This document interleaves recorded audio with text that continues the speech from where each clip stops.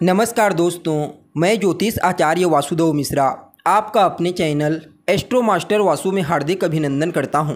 दोस्तों, आज का यह ज्योतिष का कार्यक्रम आप लोगों के लिए यानी कि कन्या राशि वालों के लिए बड़ा ही खास कार्यक्रम साबित होगा। आज हम चर्चा करेंगे भूमिपुत्र मंगल के राशि परिवर्तन प्रभाव के बारे में। जी हाँ, भूमिपुत्र मंगल बीते 12 जुलाई 2024 की रात्रि 7:11 पर अपनी वर्तमान स्वयं की मूल त्रिकोण राशि अग्नि तत्वीय राशि मेष राशि को छोड़कर दैत्य गुरु शुक्र की साधारण राशि भूमि तत्वीय राशि वृषभ राशि में प्रवेश कर चुके ने, जहां कि वो 26 अगस्त 2024 की प्रातःकाल तक रहेंगे और इसके पश्चात अपने शत्रु राशि मिथुन राशि में प्रवेश कर जाएंगे।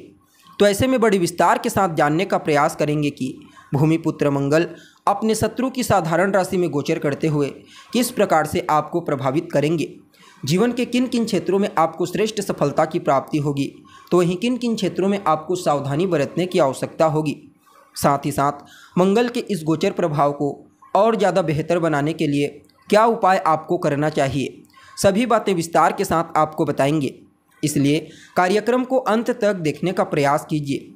और अगर आप अपनी जन्म कुंडली पर हमसे परामर्श लेना चाहते हैं तो आपको हमारा कॉन्टैक्ट नंबर डिस्क्रिप्शन बॉक्स में और वीडियो के अंदर मिल जाएगा, जहां से आप या तो व्हाट्सएप के माध्यम से या फिर डायरेक्ट फ़ोन कॉल के थ्रू अपॉइंटमेंट लेकर अपनी जन्म कुंडली का बड़ी बारीकी से अध्ययन करवा सकते हैं।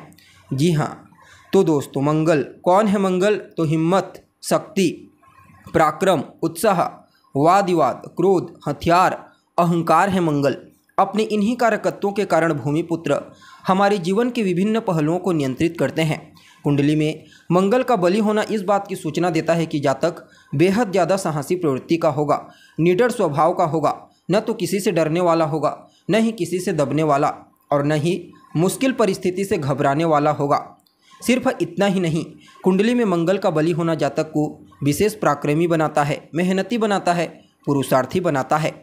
अब देखा जाए तो मंगल का गोचर एक राशि में मूल रूप से 45 दिनों तक के लिए ही होता है, लेकिन जब वक्री होते हैं, मार्गी होते हैं, उसके बाद तो थोड़ा बहुत अंतर आ जाता है। लेकिन मूल रूप से देखा जाए तो 45 दिनों तक ही एक राशि में संचरण करते हुए आपको प्रभावित करते हैं। मंगल के गोचर की चर्चा जब होती है तो सदैव इसकी चर्चा बृहद रूप से की जाती है। क्यों? क्योंकि कर्म प्रधान विश्व रचि राखा। जो लोग पुरुषार्थी हैं, मेहनती हैं, कर्म में विश्वास रखते हैं, उनके लिए मंगल के गोचर को समझना बेहद महत्वपूर्ण बन जाता है। और इस बार का गोचर तो अपने आप में ही बेहद खास है, क्योंकि इस बार मंगल गोचर में देवगुरु बृहस्पति के साथ युति बना रहे हैं। जी हाँ, बृहस्पति कौन है? बृहस्पति तो परिमार्जित ज्ञान है। बृहस्पति जब बल को ज्ञान मिल जाए तो कहना ही क्या, क्योंकि जहाँ पर बल होता है वहाँ ज्ञान की कमी हो जाती है, और जहाँ ज्ञान होता है वहाँ बल की कमी देखने को मिलती है। अब अगर दोनों एक हो जाएंगे तो क्या होगा? तो फिर वह कल्प वृक्ष बन जाएगा, अर्थात जो मांगोगे वह आपको मिलेगा। ऊपर से राहु के साथ भी तीसरे 11वें का अर्थात लाभ का संबंध बना रहे हैं, शनि से केंद्र का संबंध, तो कहना ही क्या। यूँ समझ लीजिए, मंगल का यह 45 दिनों का गोचर आपके जीवन काल में किसी वरदान से कम साबित नहीं होगा। हालांकि मंगल एक अग्नि तत्व के ग्रह हैं जो स्वभाव से धैर्यहीन है, इसलिए इन्हें चर राशियों में विशेष बल की प्राप्ति होती है। और यह जो राशि है ना दोस्तों, जिसमें गोचर कर रहे हैं वृषभ राशि, यह एक स्थिर राशि है। परिणाम स्वरूप राशि का बल यहाँ पर मंगल को नहीं मिलेगा, लेकिन फिर भी गुरु के साथ भर मात्र हो जाने से यह गोचर अपने आप में ही अद्भुत बन जा रहा है। जी हाँ, अब देखा जाए तो आप सभी कन्या राशि के जातकों के लिए मंगल का यह गोचर आपकी राशि से 9वें भाव में हुआ है, अर्थात धर्म भाव में। यहाँ पर मंगल आपके धर्म भाव से गोचर करते हुए वह भी राहु और शनि के साथ बेहतर कॉम्बिनेशन बना करके, क्योंकि छठे भाव में शनि को अत्यंत ही श्रेष्ठ माना जाता है और सप्तम भाव में भी राहु का परिणाम डिस्पोजिटर ग्रह की मजबूती के आधार पर तय होता है। तो कहना ही नहीं, यूँ समझ लीजिए यह गोचर आपके लिए बड़ा ही ज़बरदस्त साबित होगा। इस गोचर काल के दौरान जीवन के कई क्षेत्रों में आपको कई तरह की उपलब्धि, कई तरह की सफलता की प्राप्ति होने वाली है। धार्मिक क्रियाकलाप, पूजा पाठ, धर्म, अध्यात्म के क्षेत्र में आपकी रुचि बढ़ेगी। दान पुण्य के कार्यों में आप हिस्सा लेंगे, जिससे आपको मानसिक शांति की प्राप्ति होगी।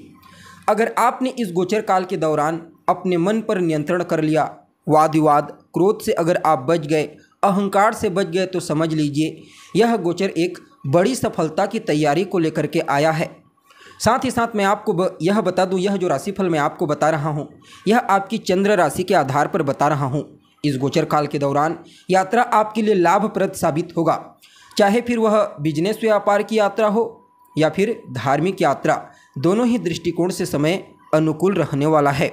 नौकरी पेशा, व्यापारी वर्ग सभी के लिए यह गोचर भाग्य प्रदायक साबित होगा, लेकिन हाँ, थोड़ा सा आपको संभल कर चलने की आवश्यकता है, क्योंकि इस गोचर काल के दौरान आपके कार्यों पर कुछ लोग उंगली उठा सकते हैं, लेकिन कुछ बिगाड़ नहीं पाएंगे, क्योंकि छठे में शनि हर तरह से आपकी रक्षा कर रहे हैं। शनि के द्वारा इस समय आपके लिए शत्रुहंता योग का निर्माण किया गया है। फलतः शत्रुओं का समन शनिदेव कर देंगे। पारिवारिक जीवन में भी खुशियों का आगमन होगा। अब वह आपके ऊपर डिपेंड करेगा कि आप कितना संतुलन बनाकर आगे बढ़ते हैं, और परिश्रम से आपको बिल्कुल भी नहीं भागना है। जी हाँ, परिश्रम से कोई बड़ा मित्र नहीं है, इसलिए पुरुषार्थ कीजिए, परिश्रम कीजिए, अवश्य ही आपको श्रेष्ठ सफलता की प्राप्ति होगी। विद्यार्थियों के लिए भी समय अच्छा रहने वाला है। जितने भी प्रतियोगी परीक्षा के विद्यार्थी हैं, उनके जीवन काल में यह समय सर्वश्रेष्ठ साबित होगा। जितना ज़्यादा आप मेहनत करेंगे, पुरुषार्थ करेंगे, उतना ही यह गोचर श्रेष्ठ परिणाम आपको प्रदान करेगा। यूँ समझ लीजिए यह गोचर आपके जीवन में एक बड़ी उपलब्धि को लेकर के आया है। जी हाँ, जैसा कि आप सभी जानते हैं, मंगल के पास 3 विशेष दृष्टियाँ होती है। जहाँ होते हैं वहाँ से चतुर्थ, सप्तम और अष्टम को देखते हैं। अब मंगल की चतुर्थ दृष्टि आपके 12वें भाव पर जा रही है, व्यय भाव पर। तो क्या कराएंगे? तो व्यय कराएंगे, लेकिन गलत कार्यों में नहीं। जी हाँ, धार्मिक क्रियाकलाप, धार्मिक कृत्यों में ही आपका धन व्यय होने वाला है। हो सके तो इस गोचर काल के दौरान माता पिता को तीर्थ यात्रा पर भेजिए, पूजा पाठ उनके द्वारा कराइए, बढ़िया रहेगा। मंगल की सप्तम दृष्टि तीसरे भाव पर जा रही है, जहाँ पर मंगल के साथ साथ शनि और राहु की दृष्टि, गुरु की भी दृष्टि पड़ रही है। तो कहना ही नहीं, बड़ा ही ज़बरदस्त होगा। आपके पराक्रम, पुरुषार्थ, आपके कम्युनिकेशन स्किल्स में विशेष बूस्टिंग प्रदायक साबित होंगे। हालांकि छोटे भाई बहनों के साथ थोड़ी बहुत अनबन हो सकती है, तालमेल में कमी उत्पन्न हो सकती है, क्योंकि मंगल, राहु और शनि की दृष्टि पड़ रही है। लेकिन गुरु की दृष्टि पड़ने के चलते काफ़ी हद तक मिसअंडरस्टैंडिंग सुलझ जाएगी। बाकी आपके पराक्रम, पुरुषार्थ में तो काफ़ी इतना ज़्यादा वृद्धि करेंगे कि कहना ही नहीं। वहीं मंगल की अष्टम दृष्टि चतुर्थ भाव पर होगी, गुरु के साथ सम्मिलित दृष्टि से देखेंगे तो अचल संपत्ति के लिए बड़ा ही ज़बरदस्त रहेगा। चाहे फिर आप अचल संपत्ति खरीदना चाहते हैं या फिर बेचना चाहते हैं, यूँ समझ लीजिए प्रॉपर्टी से संबंधित जितने भी कार्य हैं, उन सभी कार्यों को आप इस गोचर काल के दौरान कर सकते हैं। भाग्य का साथ आपको मिलेगा। देखिए, जब भाग्य का साथ मिलता है तो कम से कम कीमत पर भी अच्छी से अच्छी चीज़ हाथ लग जाती है, और बहुत ही मामूली चीज़ बड़ी से बड़ी कीमत पर बिक जाती है। तो यह गोचर आपके लिए इस दृष्टिकोण से अत्यंत ही श्रेष्ठ साबित होगा। यानी कि कुल मिलाकर के देखा जाए तो आप सभी कन्या राशि के जातकों के लिए भूमिपुत्र मंगल भले ही कोई अति विशिष्ट कारक ग्रह के रूप में कार्य नहीं करते, लेकिन इसके बावजूद श्रेष्ठ परिणाम आपको प्रदान करेंगे। न तो अभी शनि की 7.5 है, न ही ढैया है, इसलिए समय और बढ़िया है। इस गोचर काल को और बेहतर बनाने के लिए आप हनुमान जी की शरण में बने रहिए। हनुमान चालीसा का पाठ करना, प्रतिदिन उनके मंदिर में जाकर के उनका दर्शन करना, वहीं पर बैठकर सुंदरकांड का पाठ करना, हनुमान चालीसा का पाठ करना या श्रवण करना आपके लिए उत्तम साबित होगा। जी हाँ, तो दोस्तों, कैसी लगी आपको जानकारी? उम्मीद करते हैं जानकारी आपको पसंद आई होगी। जानकारी अच्छी लगी तो इसे अपने दोस्तों के साथ, अपने रिश्तेदारों के साथ शेयर जरूर करें।